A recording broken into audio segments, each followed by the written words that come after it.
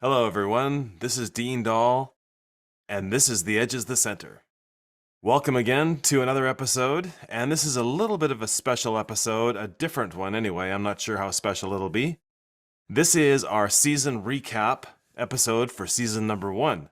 We've actually had 10 episodes this year so far, this season so far, and I started our first episode with a small introduction of what we'd be talking about and a look ahead of what our first season would have to offer. So I thought I would take the time now as we close out season 1 to tell a couple stories, review a little bit of what we've done in the past 10 episodes, and also talk about what's next for season 2 and some exciting things that we have ahead.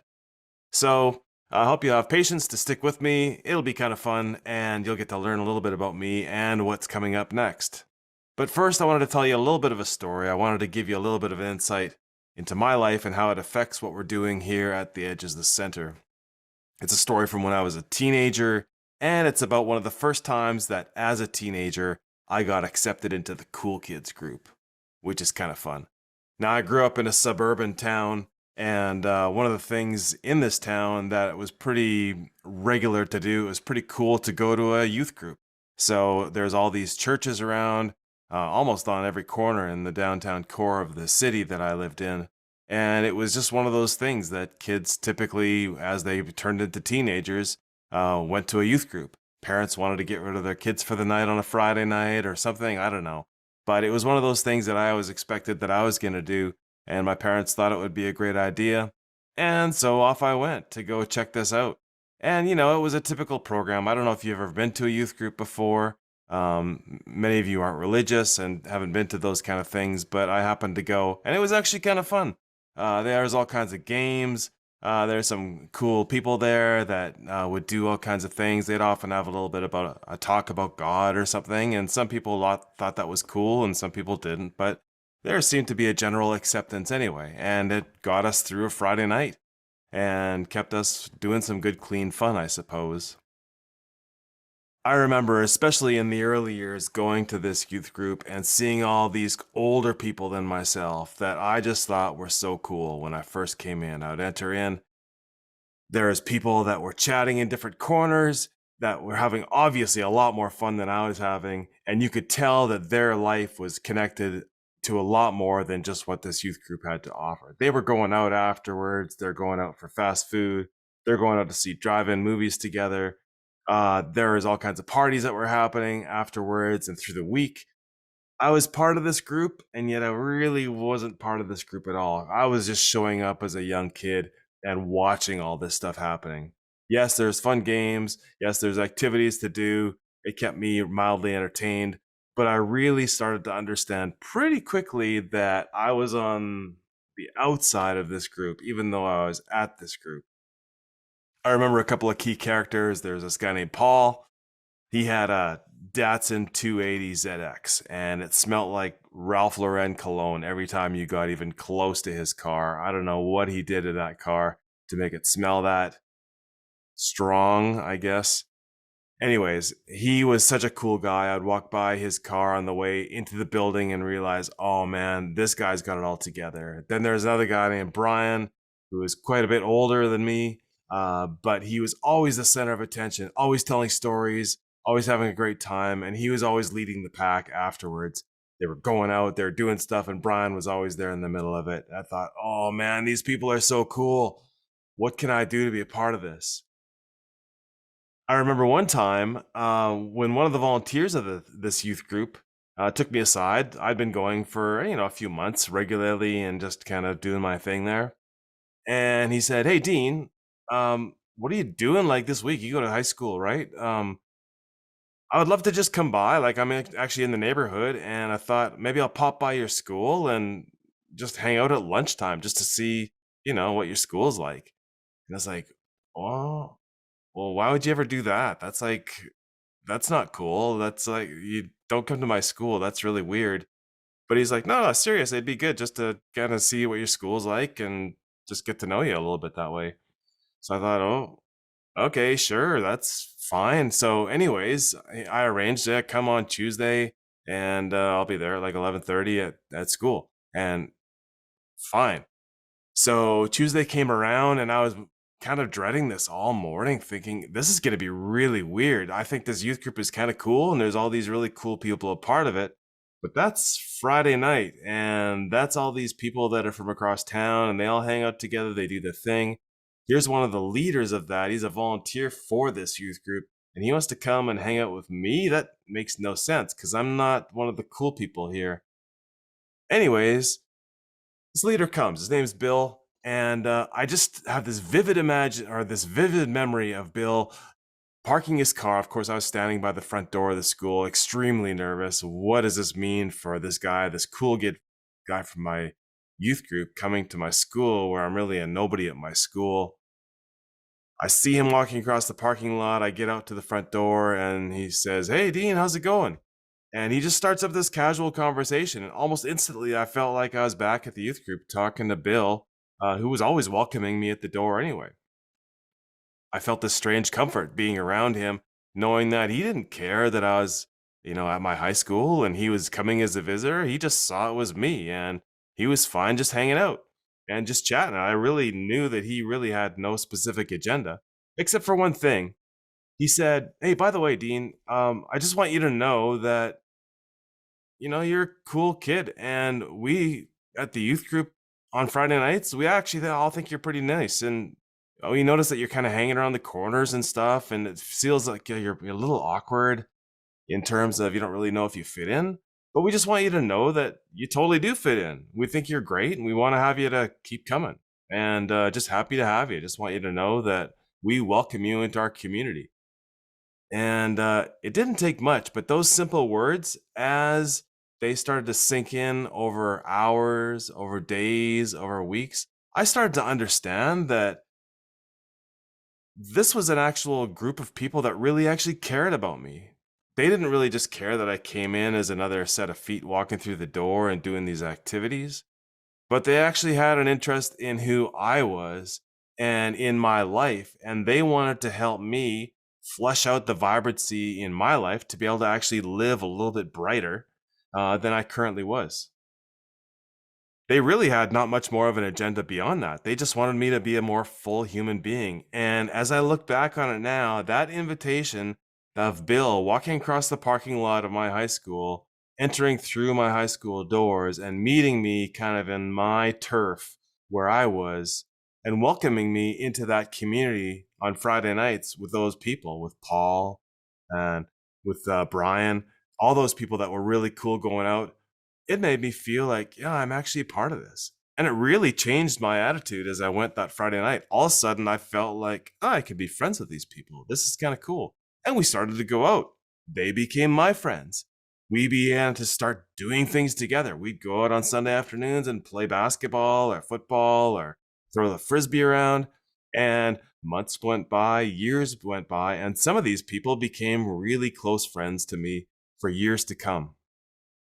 It was an exciting thing because it was the first time that as a young teenager, I really felt like I was accepted into the cool kids group. Not because it was some clique, but just because they were friendly people and wanted to be a part of my community and they wanted me to be a part of their community. I don't represent a cool kids community on this podcast, but in the same way, I kind of want to invite you through the stuff that we've talked about to be able to feel like you're part of a community here as well. Obviously, we've done 10 episodes and they've talked about a number of different things. But through it all, some of the motivation that I have for you and for me as we do this podcast as an experiment is I want to be able to share some of my story with you because my story is kind of fun in some ways, and there might be something about my story that you're able to connect with and go, oh yeah, that makes sense. I've experienced that as well. Maybe I can integrate something like that into my life and make my life a little bit more full. Or maybe I can use an episode where they talked about something. Maybe it was a relationship, a story, a piece about architecture, something or some place. And you go, yeah, I can connect that to what I'm doing in my life right now. And maybe you can use that as a way for you to flourish a little bit more in your community. Also, through this podcast, through the episodes that we've done, I've been able to share some really great experiences and some really great friendships that I have with people I've enjoyed so much connecting with the people that have been on our episodes. They are fabulous people. They've got incredible things to say, and I want to be able to share their resources with you. So I want you to continue to look after these people, follow them on social media, find more videos where you can find them on YouTube, read books that they've written because they are a great resource. I've been so encouraged in my life with these people, and I want to be able to allow you the opportunity to be able to be encouraged by them as well. Also, I think that there's opportunities for us all to learn as we continue to grow together. Whether we sharpen each other with ideas and tools that we have as shared resources, or whether it's just a little nugget in a story that really encourages us to go further with the things that we're already working on. So that's some of the motivation that we've had for this season. And in the same way, I want to be able to share with you a part of the group that has made this season possible too.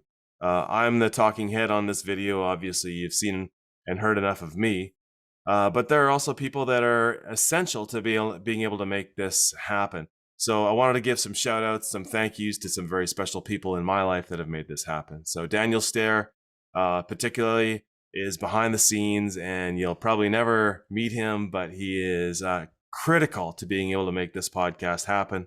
Does a lot of the post-production work, does a lot of the audio, does a lot of YouTube shorts for us on our YouTube channel.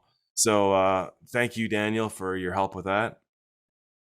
Even as simple as we have some background music, and Travis Brown has helped me record this music, and we've produced it, and I'd like to give him a shout out for his time. He's a professional musician. He's got some great work, so if you ever wanted to Google him and look up some of his work, it's been great, but it's been a great gift to me to be able to have him record this with me and be able to share some original music as well as some original content. Also, Skate Life Canada has been giving me the resources for being able to do Zoom stuff, to be able to record audio and video episodes. So shout out to you, Skate Life. Thank you. Props.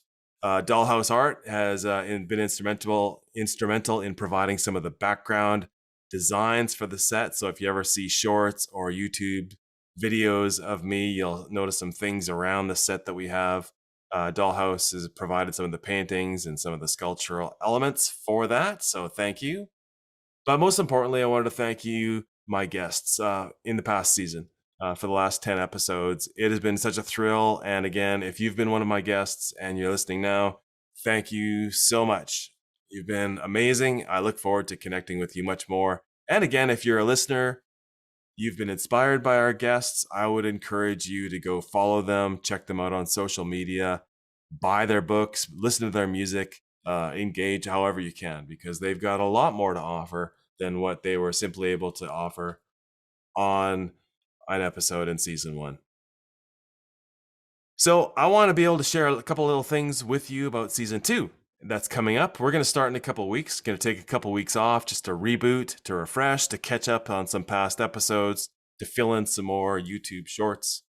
In many ways, what we've done in season 1 feels a lot like a warm-up for what we're going to be accomplishing in season 2. We've got some exciting things that we've learned in season 1, and believe me, we are winging this. This is the first time. We are obviously not pro at doing the podcast thing, but we're learning. And as we're learning, we're also getting a little bit more experienced, a little bit more mature in the game. So things are coming together, and that leads me to encourage you to keep listening as we start up season 2, because we have a bunch more episodes that I would say in some cases are going to be an expansion on the themes that we've already covered for season 1, and also some completely different subjects. But we are going to stay with the idea about community and vibrancy and flourishing. There is so much to talk about in that, and we need it so much, whether it's on a big scale around the world or really personal in our specific communities.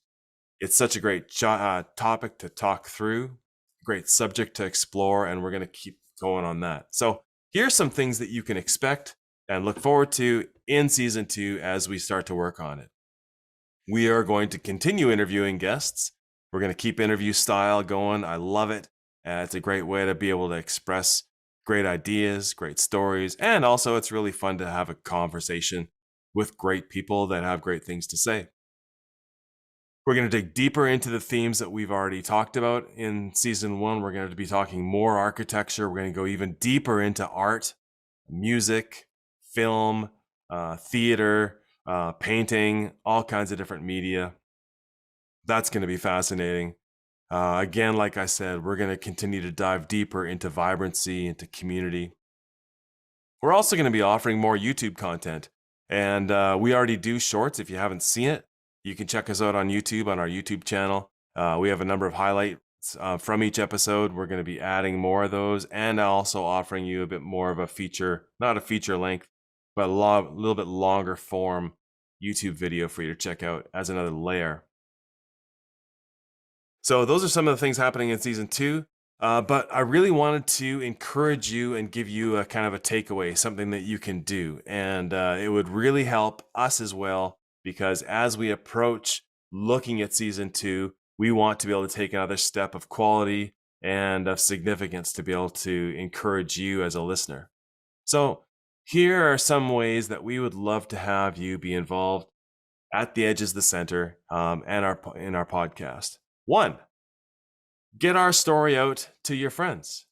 Yeah, maybe you can start as simply as telling your friend about our episode. Maybe you can share one of our links to an episode that you thought was kind of fun and just text it to them, message them, share it on social media. We would love to be able to have you share our story to the people that you know. That would be a great way to support this podcast, and possibly a good way for you to start a conversation with someone you know about a subject that means something to you. Secondly, really easy, there's probably a subscribe button on your favorite podcast media that you use to listen to this. So why don't you subscribe and get automatic downloads? You'll get notified whenever a new episode comes up, and it would be great to be a regular guest with you through your week, through your months as we go along into season 2. So subscribe. And also, thirdly, we would love to have you be a part of a special community that we're going to build here with the Edges the Center. In season 2, we are going to start up a special community to be able to help start an effort to help us pay some of the costs for this episode or for this podcast for the episodes that we have. We're going to release details about how we're going to do that, but we're going to be able to create a member club community that will be an opportunity for you to help support our podcast channel and our YouTube channel so that we can create more good content, start more discussions, and share more stories. We're going to give you some more details about how that's going to come up in the next season, but wanted to give you just a heads up about that right now so that you can plan it, and when it comes, it won't be a surprise. We are looking forward to sharing something special with you together. So thank you so much for being a part of our episode so far, for being a guest with us through season 1. And we look forward to being with you in season 2. And so I'll leave it there for now. Thank you again for being a part of this, and we will talk to you again soon.